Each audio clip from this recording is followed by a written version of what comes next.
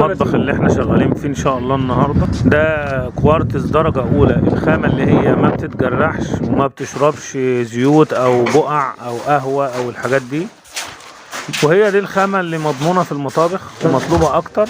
واللي معانا النهاردة ده لون ابيض وعروق رمادي اللي هو بيسموه كلاكاتا، على وزن الكلاكاتا الطبيعي، وده اللي هو العرق بتاعه بيبقى موجود في الوش وفي الظهر وفي الداخل. يعني مهما نصنفر بالصاروخ او نقطع او مهما تغسل بالمنظفات العرق ما بيروحش، لان في خامات تانية العرق بتاعها بيبقى مرسوم على الوش وبيبقى الظهر سادة، مع الغسيل بتروح. وانا عموما ما بشتغلش غير في الخامة دي، يعني الخامة التانية اللي هي العرق بتاعها في الوش بس ما بشتغلش فيها. وعايز اقول برضو نصيحة او معلومة من باب النصيحة، الناس ما تطلبش ابيض ساده ولا بيج ساده، والكلام ده مش من زمان، لان كان في فعلا ابيض وبيج الاول من الخامات دي، ولكن لما خلص محدش جاب تاني نفس الخامه ساده، لان الابيض والبيج الساده اما جوده صيني مش جوده اسباني زي ده زي ما قلنا جوده اسباني مصنع في الصين.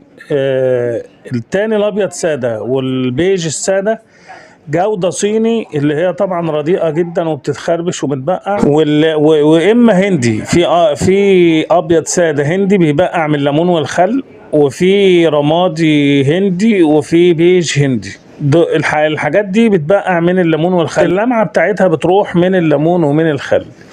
ولكن الخامة اللي احنا شغالين فيها دي عاملين عليها تجارب، والتجارب موجودة في القناة برضو بالكركم والقهوة والليمون ومية النار والتنر والخل والحاجات دي كلها ما بتأثرش فيها.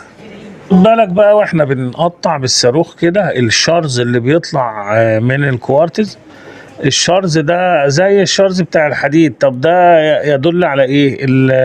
حجر الكوارتز الطبيعي حجر صلب جدا، ولما تيجي تقطع فيه بيعمل شرز كده، وده دليل على حبيبات الكوارتز اللي هي موجودة في الخامة.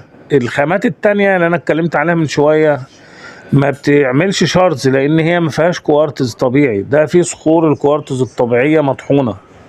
وانا كنت في حد جاب لي صخرة قبل كده من الكوارتز الطبيعي، وكنت بقطعها على المكنة الرخام، فكانت بتطلع الشرز ده، وكانت المكنة بتقطع فيها بصعوبة جدا علشان صلبة. الوقت بقى كده اللي قدامنا ده واحنا بنركب الحوض من تحت، تركيب الحوض من تحت ده يا جماعة ممتاز جدا. الصنايعية بتخاف منه، هم مش بيخافوا منه، هم بيستسهلوا ويفتحوا من فوق، وبيرفضوا ان هم يفتحوا من تحت علشان بيبقى صعب عليهم ان هم يفتحوا الفتحة مظبوطة ويسووها بالصاروخ وعلى قد الحوض. لا، لكن احنا الحمد لله بنفتح الفتحة 100% وبنصنفرها، وبنخلي الحوض من تحت متحمل على رخامة زي ما احنا شايفين، واحيانا على 4 شرايط رخام من حواليه، وبنلزقه بسيليكون عظم قوي جدا، وبنلزق الرخامة اللي تحت في الرخامة الأصلية بالكلة، وبتبقى متحملة على خشب المطبخ. فهيروح فين؟ مش هيروح في أي مكان وبيعيش. يعني أنا مصور حوض بعد ما عملته ب2 مصوره، واخد رأي المدام صاحبة الحوض والحاج عاطف صاحب الحوض. احط لكم برضو اللقطه كده من الفيديو ده كده. عم عاطف، الحوض ده احنا مركبينه لك الكوارتز ده من كام؟ 2 ولا 1.5 سنة؟ لا دخلنا في 2 اهو.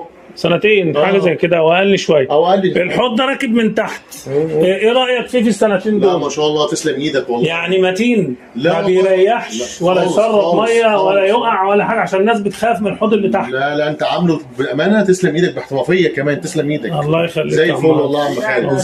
لا جميل والله وتحفه ومتركب حلو جدا ومش بيسرب ميه خالص نهائي. بقاله قد ايه عندك؟ لا 2 كمان. 1.5 سنة او ازيد، بين 1.5 سنة و2 اقل من 2 لا داخل على 2 احنا قربنا على 2 بالظبط. كده تمام ماشي. لا جميل بجد، مش بيسرب خالص يعني خالص نهائي يعني. والتقفيل زي الفل يعني. لا حق ربنا يعني التقفيل جميل. لا بجد تسلم ايدك. تسلم ايديك يا شيخ والله، تسلم ايديك. مستشار يعني الله يبارك له، عامل يعني ربنا يعينه ان شاء الله. شغله ممتاز ما شاء الله. طب بتكلمني ولا بتكلم الناس؟ انا بكلم الناس. طيب ومفيش بركه الا انت يا عم، انت ما شاء الله يعني. لا ما انا عايزك تطلع بقى في الفيديو، ولا عايز تطلع صوت بس؟ صوت مش مشكله، مش هتفرق دلوقتي ان شاء الله. ده لسه عليه ستيكر طبعا هيتشال اهوت. طبعا مش هنشيله دلوقتي. ده لوستا خالد ما شاء الله عليه، يعني عامل المطبخ، واخد بال حضرتك، يعني حاجه مش عايز اقول لك يعني على شغله. والراجل يعني شغال بضمير وبذمه، وكفايه ان هو شغال بايده يعني. ويعني مش عايزين نتكلم اكتر من كده.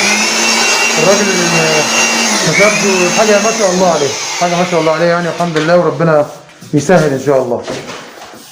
شاكرين يا عم خالد. مش هتطلع في الفيديو ولا؟ لا انا ما شفت، ما عامل نهائي، صوت بس؟ صوت بس كده.